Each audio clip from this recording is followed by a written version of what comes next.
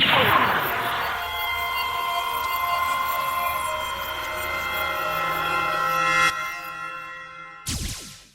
guys, Scout97 again. This time with a review of the 1/44 scale high-grade Gundam Build Fighters EZSR from the Gundam Build Fighters Try anime, which technically means that this would be a 1:1 scale rather than a 1/144 scale, this thing being a model kit in said anime. Anyways, moving on, this can be built as either the Intruder, the Eliminator, the Shadow Phantom, or a crazy combination you came up with yourself. Possibilities are endless. For color scheme, a very utilitarian, for some perhaps a bit boring, but nonetheless very realistic despite this being a toy in the anime. We get 2 shades of gray. We have light gray for almost the entire thing, which would be the very light sand brown on the normal EZ8, and then the darker blue on the normal EZ8 is just white here. So we have some white for the body, we have white for those arm guards, bottom of the feet, and a few other pieces of white. And we also have some darker gray for some of the accessories, and also for most of the joints. Then for stickers, we do get a fair amount of them, though I haven't used all of them yet. First off, for the Intruder here, we don't really need a lot. We just have one for the visor. Unfortunately, it's not see-through. It's nice and metallic, but you know, it would have been cool to have a clear visor there. Then we have one for the top of the camera, and one here for the back camera. And that's all that the Intruder needs, other than this one here. And then of course, for the other chin, we're also going to need one, which is still, off you go, on here. Then, for the other heads, we get a few similar stickers for the main and sub camera, which once again I haven't applied because, well, I'm not going to use this head. The thing about this thing is, it actually requires quite a few of stickers. These 2 ones go on his V-fin, and that is really unfortunate. I really doubt they're going to look any good, so I just decided I'm not going to use them at all. And then for the faces, these 2 faces look the same, but there is one big difference, and that is one of the 2 faces is molded entirely in white, meaning there's going to be a gray sticker that goes over it. Normally, that face is used with the Shadow Phantom's head, but I thought I'm only going to use this head or the gym-like head, so I just decided to give the sticker face to the Intruder, which would already require quite a lot of stickers. So you can play around with that. If you really don't want to use that sticker, you can just swap the face plates around, which is a good thing. So this thing has a white chin and actually a gray faceplate and white eyes. So, you know, we have one really good face and one that's really reminiscent of the 90s, including the V-fins, which have to require stickers in order to look accurate. Oh well, one kind of disappointment, one really cool thing, and also this really looks like one of the Hazel heads. Really cool, the Advanced Hazel if I'm not mistaken. Moving on with the stickers, we get these 2 really nice yellow ones for the Radar Dome, though one thing has to be said, if you want it to be deactive, these have to be black, so then you're once again not going to use the stickers. And you're going to use some more stickers for the other parts of the Shadow Phantom. These here will require stickers, and those are these 2, and then one of that right there. You're going to use one for the radar shield, or whatever it is. I'm pretty sure that's some kind of sensor. Looks pretty neat though. And finally, you're getting one for the scope of the gun. Unfortunately, you do only get one body of the beam rifle, so you can't have the 2 beam rifles you see advertised on the box. And then there is one final sticker I just couldn't figure out where it went. Just a metallic one here, number 19. And I've scanned through the manual multiple times and I just couldn't find it. Also, talking about the manual, one more reason I decided not to use the stickers included for the radar is they give you a really cool 1-point technique in the manual. This thing is one of those sheets you can buy, hint hint, wink wink, if you go over it with a yellow marker, it's going to look a lot better. So, you know, if you want it to look absolutely great, you might just want to pick one of those up as well. Moving on with articulation, pretty much exactly the same as the Easy 8. The head goes bit up, bit down, rotates around all the way. And this is the same for all the different heads. Arms rotate around, go up about that far. Once again, none of the optional shoulder parts really hinder the movement of the arm. So rotates around all the way, goes forward about that far. It's on a hinge on the inside, and it's also on a ball joint, so you can bend it about that far forward if it's bent like that. Then rotates around below the shoulder, bends at the elbow at 2 joints. Hands wiggle around, turn around, and do everything a ball joint does. The waist here is also on an extra joint, goes a bit backwards and forwards, really nice and still pretty sturdy. Goes side to side about that far. Not really any further without, you know, getting into problems with the skirt armor, though if you extend it, it is on a ball joint, so it will wiggle around a bit more, and finally also turn around a bit more if you extend it.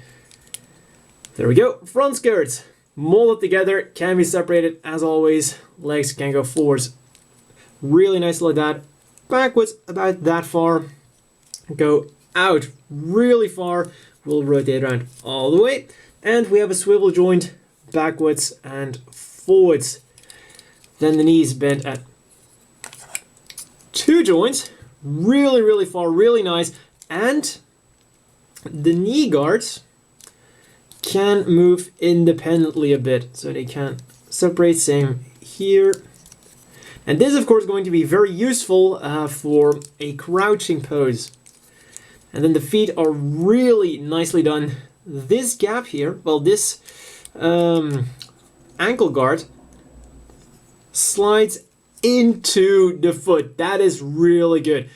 The feet can be fully articulated, and it's designed exactly so that this panel will slide into the foot. That is really well done. Backwards about that far, and then side to side really nicely. And also, as I've shown, the tip goes upwards a little bit, once again to help with the crouching pose.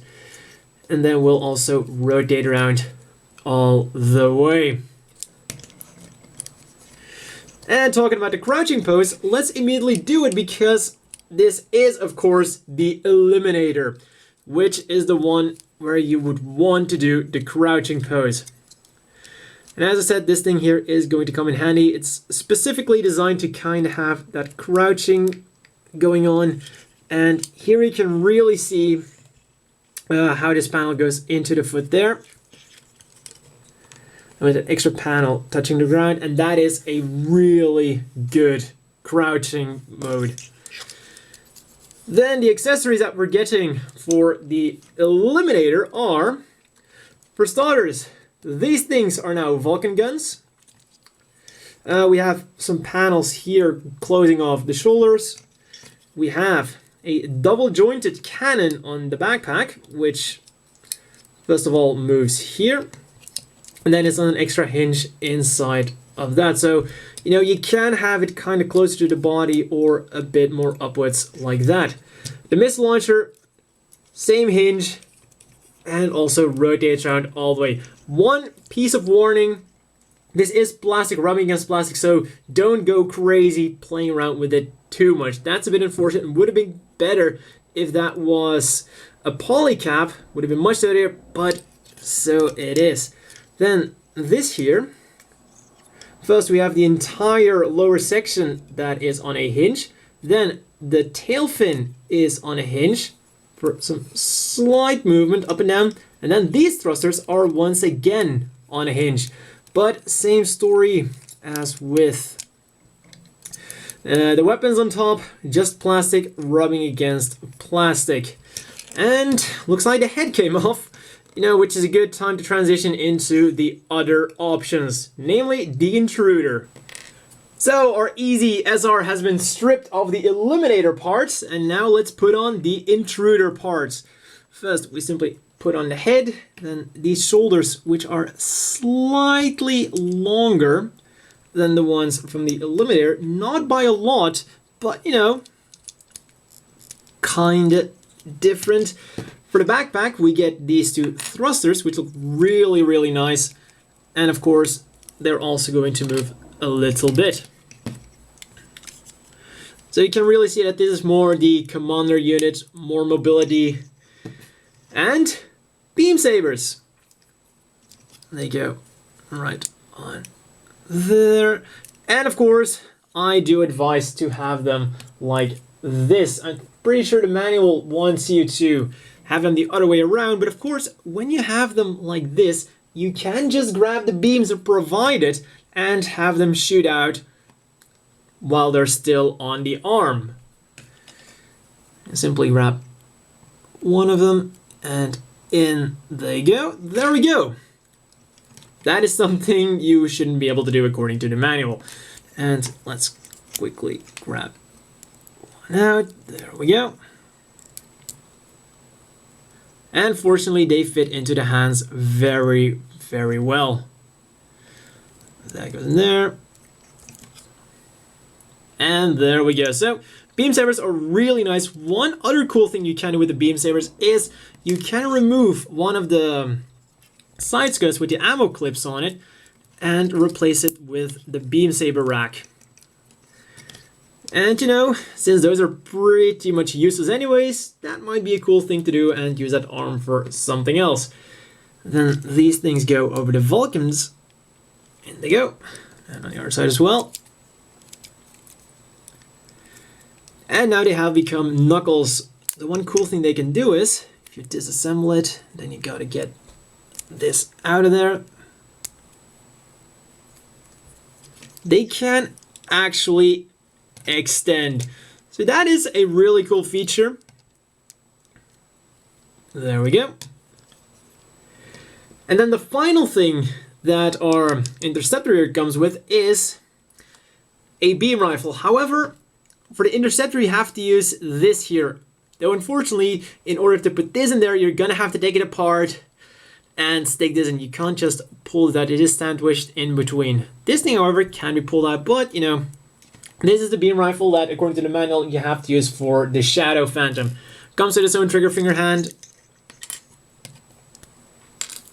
And in it goes. One thing I have to mention is, it is very loose in there. And that is one of the few really annoying things about this kit. He definitely has quite a hard time just holding his beam rifle up. And just the slightest touch seemed to send it in every direction, so that is really unfortunate. And the beam rifle is really awesome. You know, has a stock going around. And then the final thing to do is to put the other kneecap on there. And then I can strip him naked again for the Shadow Phantom. Once again, starting off with replacing the head, the very hazel-like head, really awesome. And pretty unique. You don't see a lot of mobile suits like that. And then for the backpack, this guy of course comes with the Raider thing that goes on the back. Simply put this on there. There we go. And then for the shoulders, we get the various launcher things. Smoke grenades, radar disrupting things, all kinds of good stuff you can think of that you can put into a grenade-like thing. And then in order to activate this, you have to pull this out. There you go. And then this folds over the head. There we go. And then that kind of follows that silhouette. So this thing looks really cool, and this is one of the few recon mobile suits that you can buy as a model kit. The only other thing is like either the pretty old Isaac or Ewak Zack or the very old Recon Zaku or Flipper Zaku or Zaku Flipper. And I have to say, this thing looks pretty cool. The radar dome is big, but not too big, and the head can still move a little bit even in the radome, though mainly slightly up and down. But you know, overall that thing is really cool. But that's not everything. We also have the shield here with a peg, clicks in there. Also, one thing that's important to note is it only clicks on there. You don't get some kind of rack that allows it to put the shield on any of the sides. Then perhaps important as well, we get an extra hand. The closed fist hand, because you know, it's not really going to use anything in this hand anymore. And finally, to cover up the Vulcans, for this guy we get vent-like things. Though unfortunately I seem to have lost my second one. So yeah, and that is the Shadow Phantom. And I have to say, all three forms look absolutely fantastic. They all have their unique things going for them. I really wasn't expecting to like this thing as much as I did because, well, the radar dome, I already built the Isaac, and yeah, but I have to say I am very pleasantly surprised with this thing. But that is not everything. Well, technically you saw everything they should come with, but because this is a remold of the original EZ8, we get extra parts. Extra parts that are usable. Partly. We get usable ones and unusable ones. One usable one, other front skirts. If you, for some reason, really prefer these over those, you can use these. The pouches for the beam sabers in the legs, simply remove this and put on these. We get both of them. So if you want all three forms to have their beam sabers stored in their legs, you can use them. And the beam sabers are the exact same ones as the EZ8, so they will simply click in here.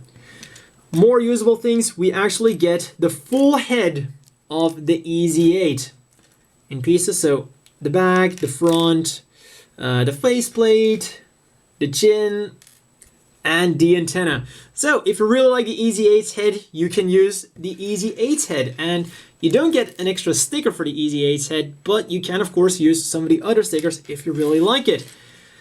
We get the machine gun. Unfortunately, you don't get the stock. That is like so close. I mean, you have the handle, you've got everything except for the stock. That would have made this completely awesome. We even have the extra ammo clip, which is removable. So put that aside. You have the kneecaps of the normal EZ8. Once again, if you prefer to use these, go ahead. Those legs are exact remolds of the EZ8's legs. So if you want to use these, go ahead. If you want to use different shoulder pieces for the top there, go ahead, use these. We also get foot parts. These aren't going to be usable, unfortunately. Another unusable part for the top of the feet. Another top of the feet. Unfortunately, you do not get the bottom of the feet, so you can't make a complete EZ8. If anyone's wondering that, you cannot do that. You don't get the EZ8's backpack, you don't get the bottom of the feet, so you can make a very EZ8-esque mobile suit, but not completely. Because another final thing that we're getting, both normal shoulders. Once again, if you prefer these shoulders, you can make them. And some more unusable parts. We get these two things, which are from the back of the backpack right here. So those two things.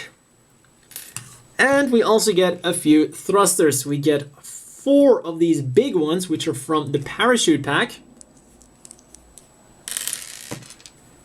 And 2 smaller ones as well. And these are from the normal EZ8's backpack. All right, there. Which means that with this pack, we get a hell of a lot of customization options. As I said, you can build any of the 3 EZ SRs, but I decided to make my own EZ SR 197 Interceptor.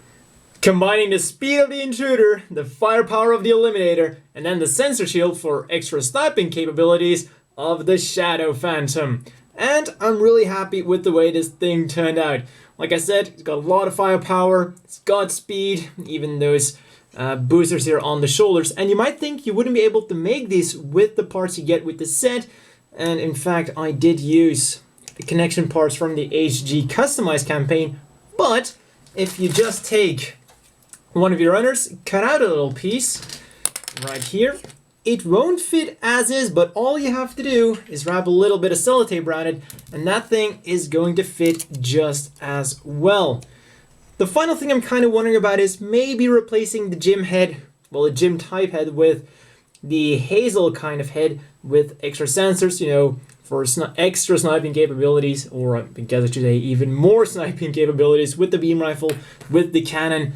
But other than that, I'm really happy with the way this thing looks and also the way it should perform, because I named it the Interceptor because the way I envisioned this thing was high-speed intrusion, unloading all of its firepower at once from a reasonable distance, which is why it has a sensor shield, and then being able to quickly retreat, ditching the cannon, ditching the empty missile canister, and then just using all of its raw boosting power to get away as soon as possible. And you know, maybe I'll put some extra thrusters on the leg just to increase the speed and his getaway power after having intercepted the enemy. But as I said before, you can have a lot of fun with just making your own custom thing. Make it very heavy in firepower, you know, give it some extra speed, do whatever you want with it. As always, the inevitable question is, do you want to buy this? And for 1,800 yen, the real question should be, how many do you want to buy? Or how many do you want for Christmas? Because with this set, it definitely looks like Christmas has come early. For the 1,800 yen you're paying, you're getting a lot. And then if you keep into account that the original, well, the second version of the Easy 8 was 1,600 yen, this thing comes with so much. They definitely had a very good replacement for the parachute pack the Easy 8 came with and gave us all of this stuff for 200 yen extra. The possibilities with this thing are endless. There's so much customization going on. And if you buy a second one, you can do even more. Because what you can also do is, for example, this connection here for the cannon, you can put the cannon on either side. So you can have a twin cannon type, twin missile type. You can go crazy with this thing. And buying a second one only gives you more opportunities. Giving it even more sniper capabilities, give him 2 of the sniper sensor shields. Go wild. For 1,800 yen, once again, I can't say this enough, you are getting so much customization options.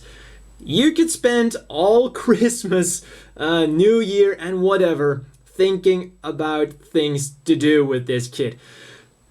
It's really pretty mind-blowing.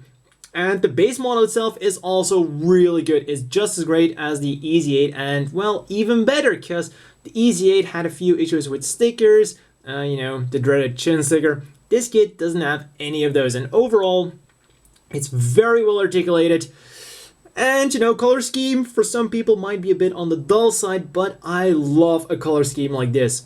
Gray, white, no colors that really stand out that much, and that's the way I really appreciate it. Very militaristic, very realistic, just the kind of colors you would expect on a military jet.